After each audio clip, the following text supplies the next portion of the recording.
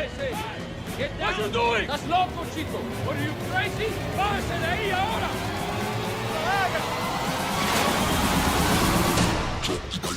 Xander! So, how did you come to be involved in the project? Vin Diesel and I were trying to do a project together for the past few years, and he called me, and they didn't work out, so he called me and said, I want to kind of bring Xander Cage back. Would you be interested? And I was like, yeah, I'd be interested. You know, I really liked the character back then in the first movie, and liked his rebellious nature, loved the fur coat. And I thought, yeah, let's, you know, we can really bring Xander back. It might be really good timing. Put a cool team of XXX people around him, and it'll be a fun movie. I wanted to have fun, and this was a fun movie. Joe Roth and Jeff Kushima, two of the producers, called me, and I went in, and he already had my photos on the wall of the cast. Oh, you're gonna be the new XXX. You're gonna meet the Xander Cage, and you're gonna do this and this. And I thought, oh, that's pretty fun, you know, something I never done before. Had you seen the other two movies before? Yeah. I watched the first one when I must have been 15, and I just remember thinking that Vin Diesel was like the coolest guy in the entire world. And also just thinking how cool it was, because I was really into like skateboarding and sort of all those extreme sports, and seeing that in a film was just really, I don't know, I was just sort of mesmerized by it and thought to myself, like, I want to be either in a film like this, or at that point I think I was sort of more like, I want to be that person in real life. So tell us about your character. I mean, how would you describe her? She is an intelligent, independent, ex-MI5, badass woman, really. And you kind of meet her in her penthouse in London with her entourage of women who all have guns, I think, from what I remember. And she's a powerhouse. She's cool. Becky is sort of like a tech wizard. She's Xander's right-hand woman, and she is a super fan of his. She loves everything that he does. She knows everything about him, and she can't believe that he's back, because everybody thought he was dead. Because at the end of the first one, he disappears.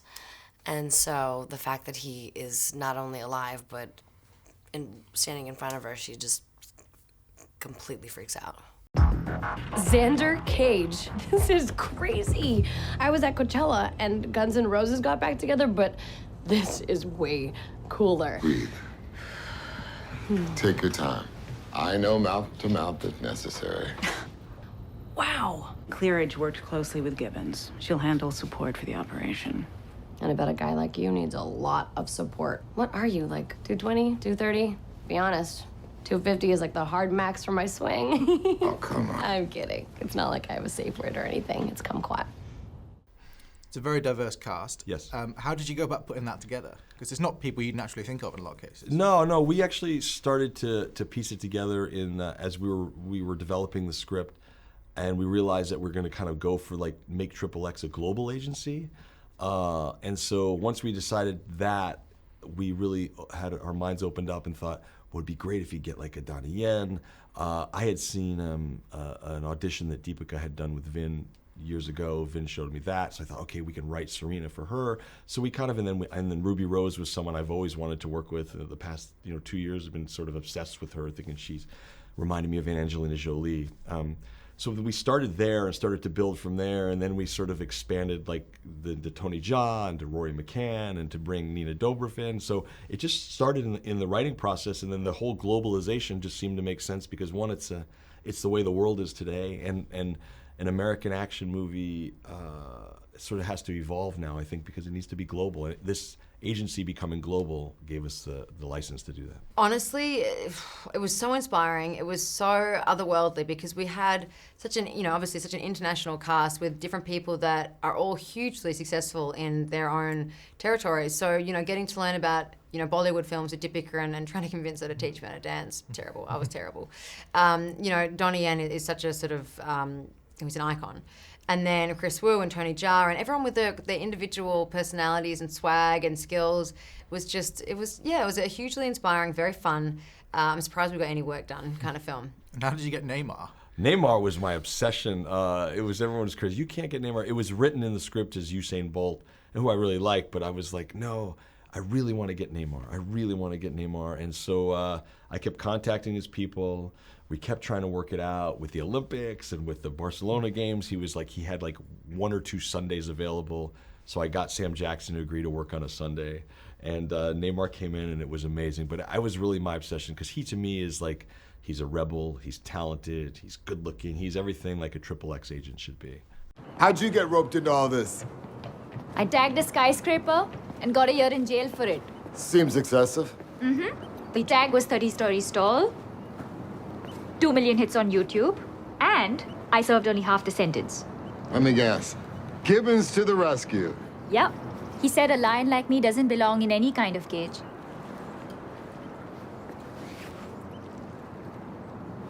What about that one on your wrist?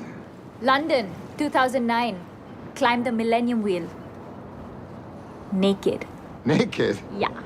And how is it working with Vin Diesel? He's kind of one of these larger-than-life Hollywood personalities, isn't he? Yeah, I mean, he is what he is on screen is what he is in real life, and he is larger than life, and he's great fun, and he's fantastic to work with. He seems to have this never-ending amount of energy for everybody, you know, for the cast, for the crew, for the fans, and he just like, it's like he needs like 7 million batteries a day. I'm like, how are you a human? He doesn't get tired, he doesn't complain, he's there because he loves it, and that really shows us as people that were sort of new to the film, just what level he was committed to it, and it made people feel so comfortable and also so committed, you know. And as a scene partner, he gives and gives and gives, and then off screen, he's just like the greatest friend you could have. He's the Diesel for a reason. I was a big fan of his work. I'd been watching his films for years and years, and was super excited to have the opportunity to get to work with him and become his peer, and he's been nothing but lovely to me. Yeah, Vin's the man, I'm telling you. You know, I'm proud to call him a good friend of mine now, and he helps me a lot, and he was so warm and welcoming, and I never realized he knew so much about the fight game, you know, and we sit and we talk about fights all the time, and he stopped what he was doing on the first day of filming, and we spent like an hour just talking about fights, and I think, you know, the producer was like, we're going to get back to work, but he just wanted to talk about fighting, and you know, he knows so much. I watch his Fast Furious franchise. But when I first met him, it was just, you know, he was just this very sweet, warm man.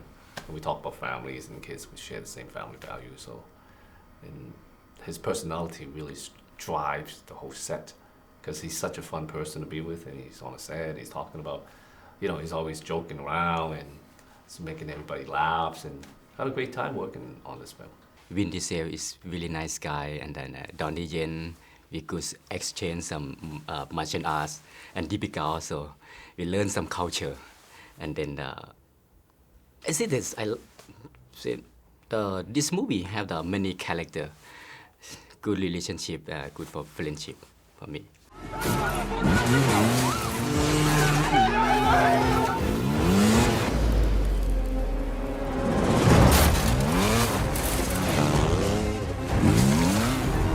You want to play?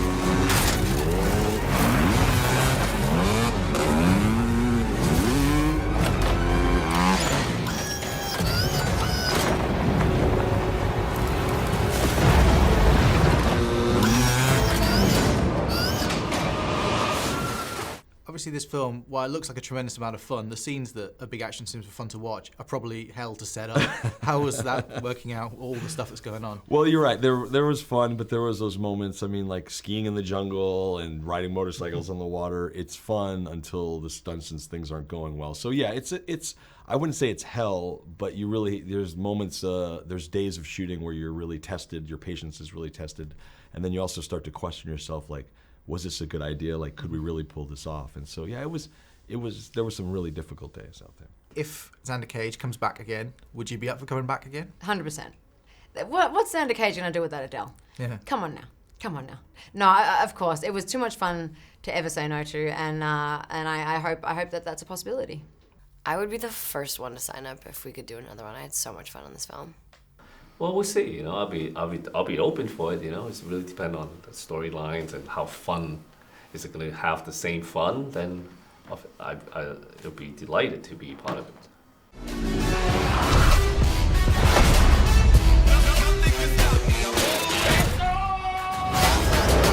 Let me simplify it for you. Kick some ass, get the girl, and try to look dope while you're doing it.